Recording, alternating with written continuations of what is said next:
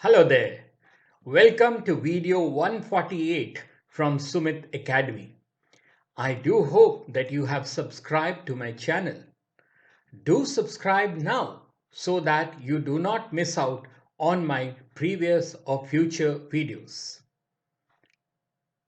And do remember to like and share this video too.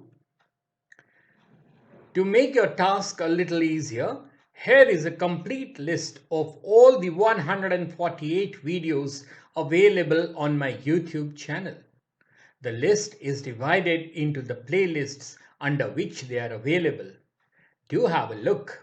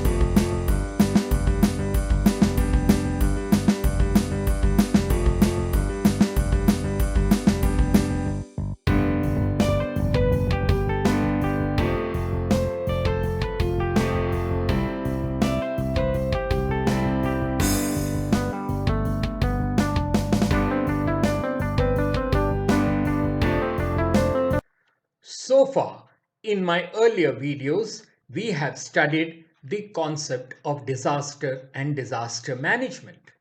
We have had a look at what causes earthquakes, floods, and drought, their mitigation strategies, and governmental policies regarding all these. We now come to another perennial problem of this nation, the problem of dealing with cyclones. A cyclone is caused by atmospheric disturbances around a low pressure area and is usually accompanied by violent storms and severe weather conditions. Cyclones can be the most intense storms on Earth. A cyclone is a system of winds rotating counterclockwise in the northern hemisphere around a low pressure center. The swirling air rises and cools, creating clouds and precipitation.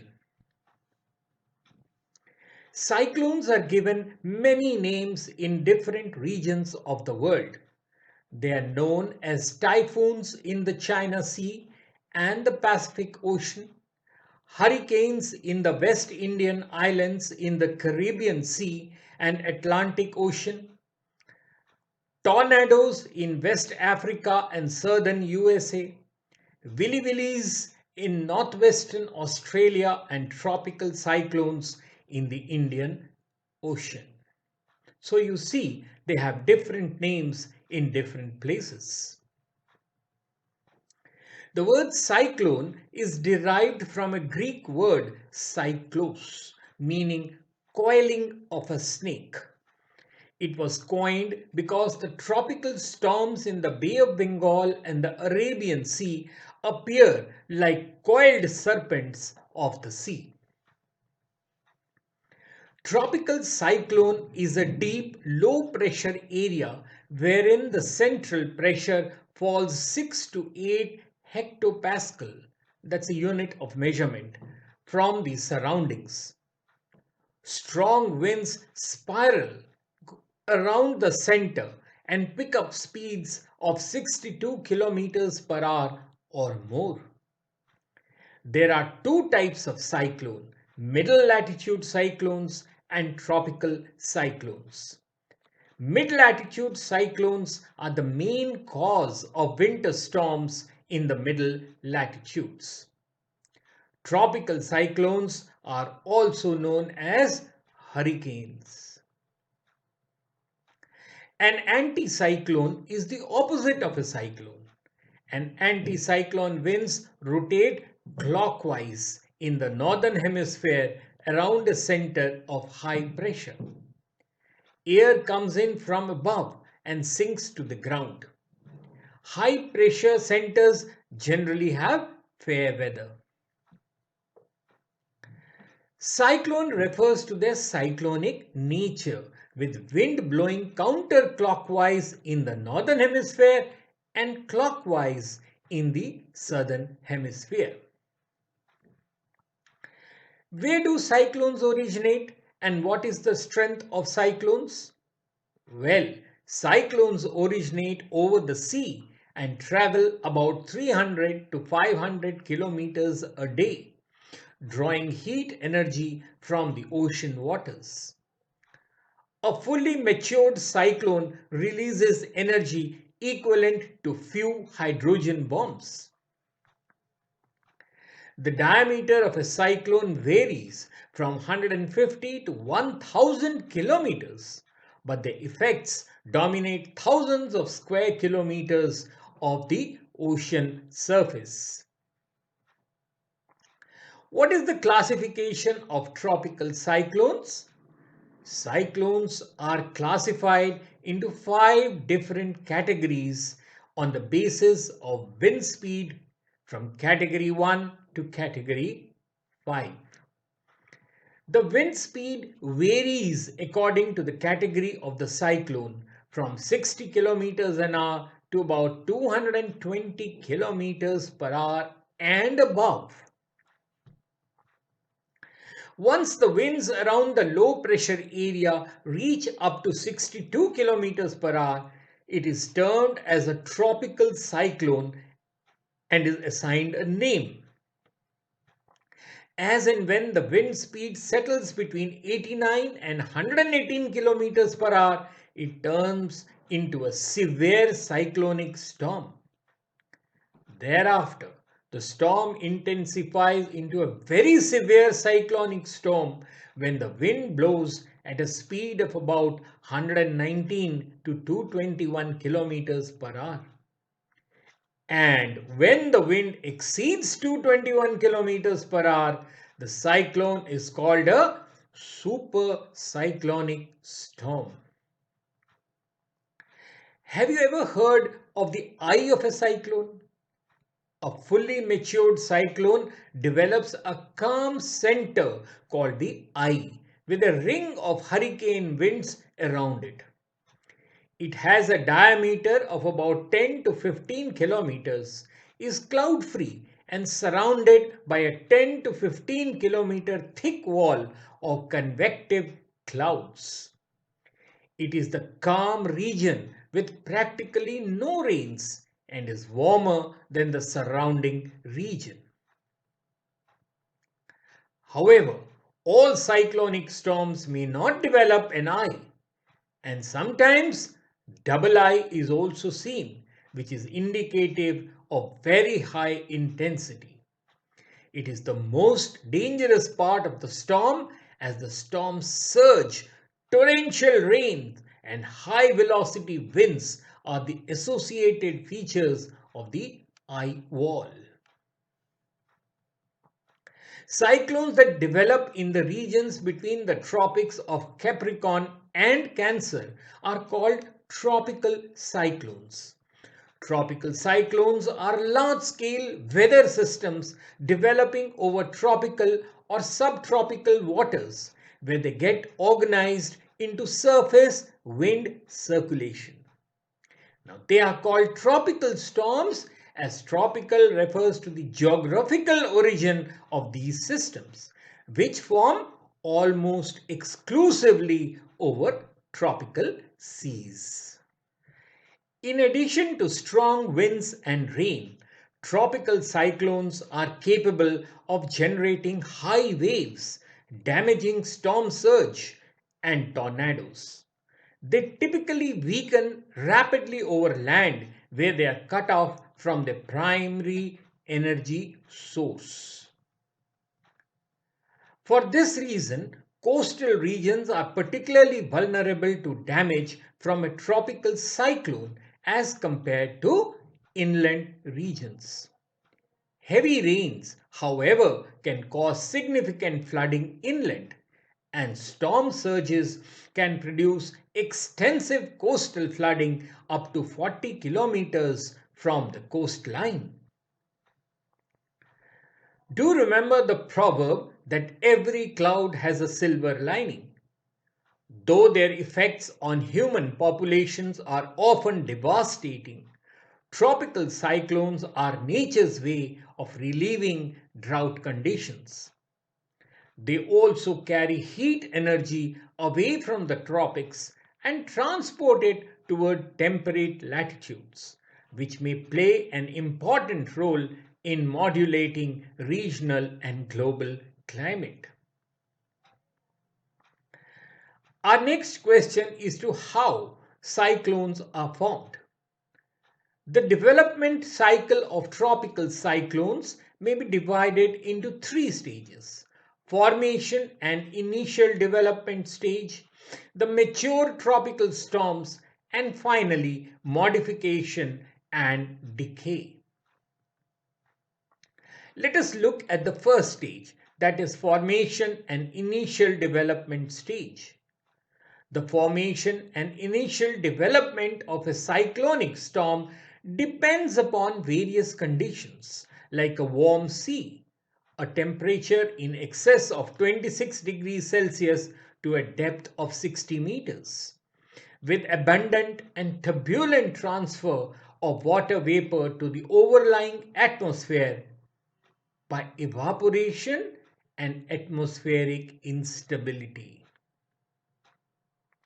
Now, this encourages formation of massive vertical cumulus clouds due to convection with condensation of rising air above the sea surface. The second stage is mature tropical cyclones.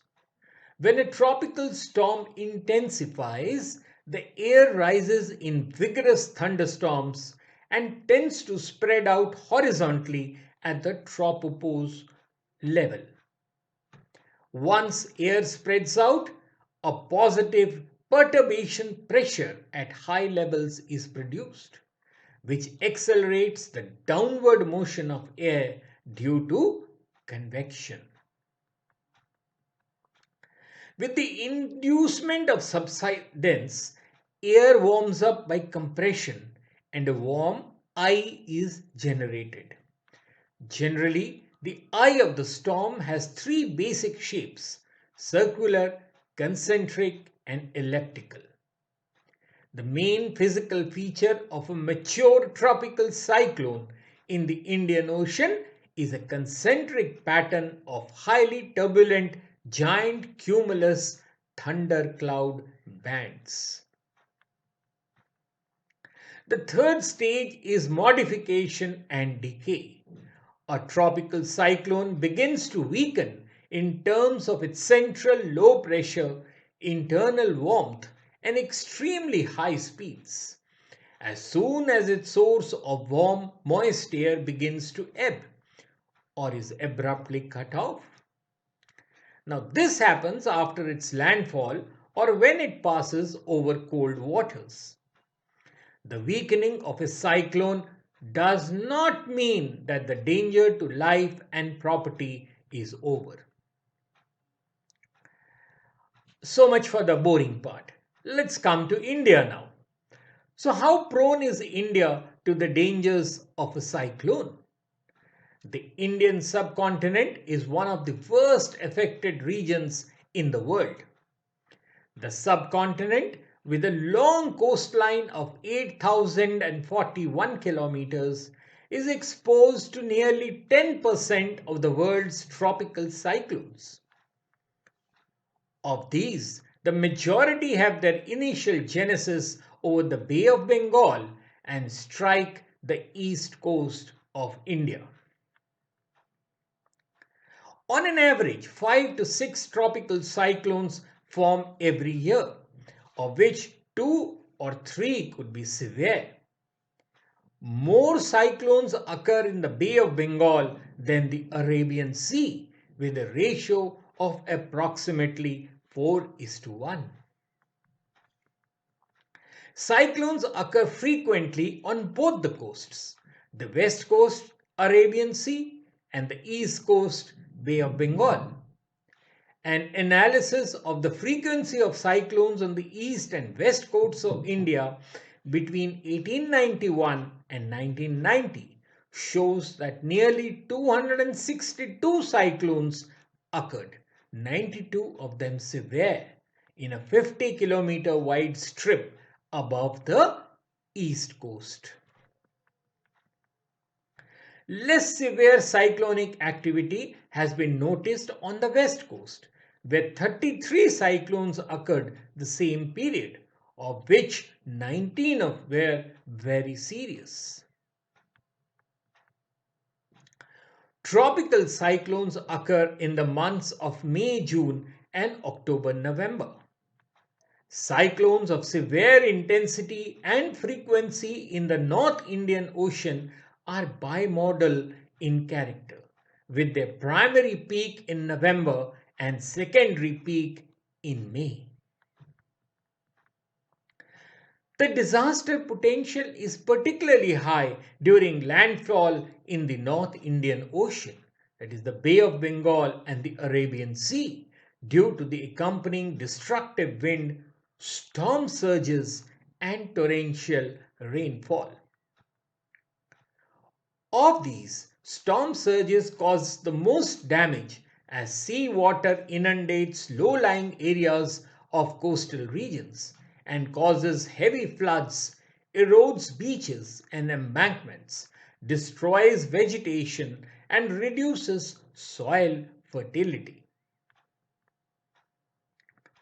Broad-scale assessment of population at risks suggests that an estimated 32 crore people, which accounts for almost a third of the country's total population, are vulnerable to cyclone-related hazards. Climate change and its resultant sea level rises can significantly increase the vulnerability of the coastal population. Cyclones vary in diameter from 50 to 320 kilometers, but their effects dominate thousands of square kilometers of ocean surface and the lower atmosphere. The perimeter may measure 1,000 kilometers, but the powerhouse is located within the 100-kilometer radius only. Nearer the eye, winds may hit a speed of 320 kilometers. Thus, tropical storms characterized by destructive winds, torrential rainfall, and storm surges disrupt normal life with the accompanying phenomena of floods due to the exceptional level of rainfall and storm surge inundation into inland areas. Cyclones are characterized by the devastating potential to damage structures, that is, houses, lifeline, infrastructure, that is, power and communication towers, hospitals, food storage facilities, roads, bridges, and culverts and crops, etc. The most fatalities come from storm surges and the torrential rain flooding the lowland areas of coastal territories. Why do we name cyclones? Tropical cyclones are named to provide ease of communication between forecasters and the general public regarding forecasts and warning. Since the storms can often last a week or even longer, and more than one cyclone can be occurring in the same region at the same time, names can reduce the confusion about what storm is being described. Names were first used in World War II and were subsequently adopted by all regions. In most regions, predetermined alphabetic lists of alternating male and female names are used. However, in the Northwest Pacific, the majority of names used are not personal names. While there are a few male and female names, majority are names of flowers, animals, birds, trees, foods, or descriptive adjectives. By the mid 1960s, names were used for all tropical storms except those in the North Indian Ocean. The names currently in use and those to be used in future years have already been decided. Various meteorological organizations have responsibility of naming such cyclones. The names of cyclones in the Indian seas are not allocated in alphabetical order but are arranged by the name of the country which contributed the name. It is usual practice for a storm to be named when it reaches tropical storm strength. Remember, winds of 34 knot speed. What is the criteria adopted for selection of names for cyclones? Well, first, the proposed name should be neutral to politics and political figures, religious beliefs, cultures, and gender. Second, the names should be chosen in such a way that it does not hurt the sentiments of any group of population over the globe. Third, it should not be very rude and cruel in nature.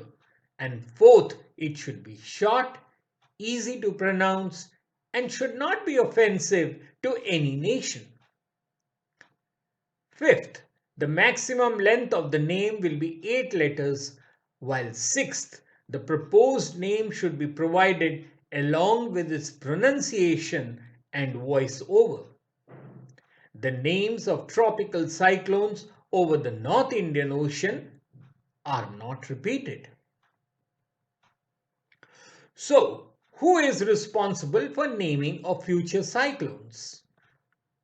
Worldwide, there are 6 regional specialized meteorological centers called RSMCs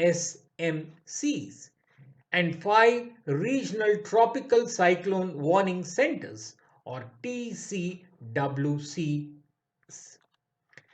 Now, they are mandated for issuing advisories and naming of tropical cyclones. The India Meteorological Department is one of the 6 RSMCs to provide tropical cyclone and storm surge advisories to 13 member countries, which include Bangladesh, India, Iran, Maldives, Myanmar, Oman, Pakistan, Qatar, Saudi Arabia, Sri Lanka, Thailand, United Arab Emirates, and Yemen. RSMC New Delhi is also mandated to name the tropical cyclones developing over the North Indian Ocean, including the Bay of Bengal and the Arabian Sea. The list issued in April 2020 contains the names of 13 cyclones for the 13 member countries out of the total of 169 names. The names of cyclones that may emerge in the future in India are Gati, Tej, Murasu, Ag, Vyom, Jhar, Probaho, Neer, Prabhanjan, Ghurni, Ambud, Jaladhi, Vega, and Biparjoy, Arnab, and Upakul. The list also includes names such as Nisarg for Bangladesh and Nivar for Iran. Let's have a look at some of the major cyclones to have hit India in recent years. The first of these was Cyclone Leila. In 2010, after a gap of 2 decades, the southeastern part of India was hit by two severe cyclones within a gap of a few months. The first being Leila, which entered along the coast of the Bay of Bengal. There were a large number of deaths in Sri Lanka, Andhra Pradesh, and Tamil Nadu. Following Cyclone Leila, Cyclone Jal formed in the Pacific Ocean on 31st of August 2010. Torrential rains poured in Thailand, causing extensive flooding. Subsequently, Jal proceeded towards Andhra Pradesh, where, through timely warnings, 70,000 people were evacuated from villages where damage was expected to be the highest. There was huge damage in Vishakhapatnam and Nellore districts. In October 2013 came Cyclone Philin, originating in Vietnam. The cyclone hit Andhra Pradesh and resulted in the evacuation of 64,000 people from low-lying areas. Power and communication lines went down across the district. Other affected states like Odisha, Jharkhand, and the neighboring states also recorded considerable losses. In October 2014, Cyclone Hudhud originated from the Andaman Islands and snowballed into a Category 4 cyclone, being dubbed as extremely severe. It proceeded to hit Andhra Pradesh, Chhattisgarh, Madhya Pradesh, and Odisha. Unlike most Bay of Bengal storms that dissipate quickly over land, Hudhud had been the only tropical cyclone whose remnant ever reached as far north as the Himalayas. The cyclone further proceeded up north to trigger an avalanche in Nepal. Cyclone Nada appeared to threaten the peninsula in late November 2016. However, as the states geared up, the cyclone seemed to fizzle out with its landfall in Tamil Nadu. Heavy winds were encountered. However, schools were shut for 2 days to act as storm shelters for the citizens. And of course, Cyclone Varda virtually brought Chennai to its knees in December 2016. Very severe cyclonic storm Varda was the fourth cyclonic storm as well as the most intense tropical cyclone of the 2016 North Indian Ocean cyclone season. The system struck the Andaman and Nicobar Islands as well as South India. Now, originating as a low pressure area near the Malaya Peninsula on December 3, the storm was designated a depression on December 6. It gradually intensified into a deep depression on the following day, skirting of the Andaman and Nicobar Islands, and intensified into a cyclonic storm on December 8. Maintaining a generally westward track thereafter, Varda consolidated into a severe cyclonic storm on December 9, before peaking as a very severe cyclonic storm with winds of 130 kilometers per hour. Weakening into a severe cyclonic storm, Varda made landfall close to Chennai on the following day and degenerated into a remnant low on December 13. The year 2019 was one of the most active North Indian Ocean cyclone seasons on record. There were 8 cyclonic storms in and around India, the highest number of cyclones in a single year since 1976. Of these 8 storms, a record breaking 6 intensified into very severe cyclones, affecting the lives of millions of residents of coastal regions of India and its neighboring countries.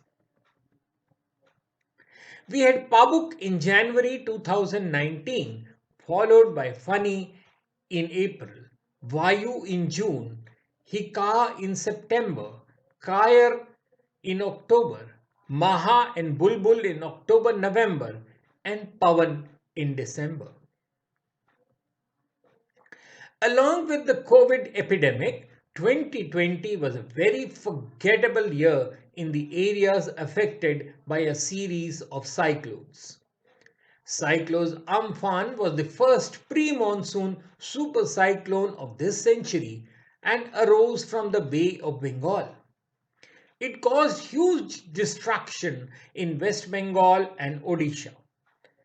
It also caused damage in Bangladesh. Shaped on May 16, Amphan dissipated on May 21, leaving widespread damage in its track, claiming over 100 lives, most of which were from West Bengal. Within just 2 weeks of Amphan, Cyclone Nissan struck the Indian subcontinent. The cyclone made its impact on India's financial hub Maharashtra. The cyclone made landfall in Konkan belt of the state, leading to huge damage. Gujarat, along with Dadra and Nagar Haveli and Daman and Diu, were also on high alert, though they escaped its reach. Formed of June 1, 2020 and dissipated on June 4, Cyclone Nisarg was the strongest tropical cyclone to hit Maharashtra since June 1891. In October, a depression formed in the Bay of Bengal, named as BOB-03. It hit the North Odisha West Bengal coastline and caused destruction of lives and property. What about 2021? Well, India will witness more destructive cyclones in future, a new study has shown. According to the Weather Channel, the storms making landfall in the country could be more and more destructive. However, in its report, the Weather Channel also said that the overall number of tropical storms is likely to decrease as the globe continues to warm. Now, these projections from South Korean researchers are based on one of the most computing intensive and detailed global warming simulations so far. According to a 13-month-long simulation on one of South Korea's fastest academic supercomputers named LF, a team of researchers from the Institute for Basic Science at Busan National University in South Korea said their study was projecting an increased number of powerful tropical cyclones of category 3 or higher crossing the coasts from the Indian and the Pacific Oceans due to global warming. As per the India Meteorological Department's classification, category 3 or higher in the Saffir-Simpson scale, one of the scales, is roughly equivalent to extremely severe and super cyclones. With the increase in carbon dioxide in the atmosphere, a reduction in rising motion is projected in the tropical atmosphere, making it difficult for the cyclones to develop. However, the reduced number of cyclones that do form will have access to higher levels of humidity and energy to intensify rapidly into powerful storms. Let's hope that for a change, all countries will be better prepared to face the challenge of these destructive cyclones. And finally, who will be responsible for such preparation and relief? Which agencies are tasked for it? And what steps the government has taken?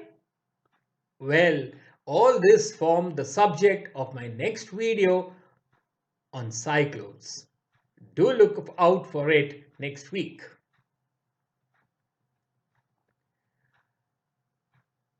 This video is based on the information freely available on the internet. No originality is claimed for the same. The intention of this video is only to prepare candidates for answering examination questions on the subject and not for any financial gains. Do like and share this video and do subscribe to my channel now so that you do not miss out on my previous or future videos. Till later then, cheerio.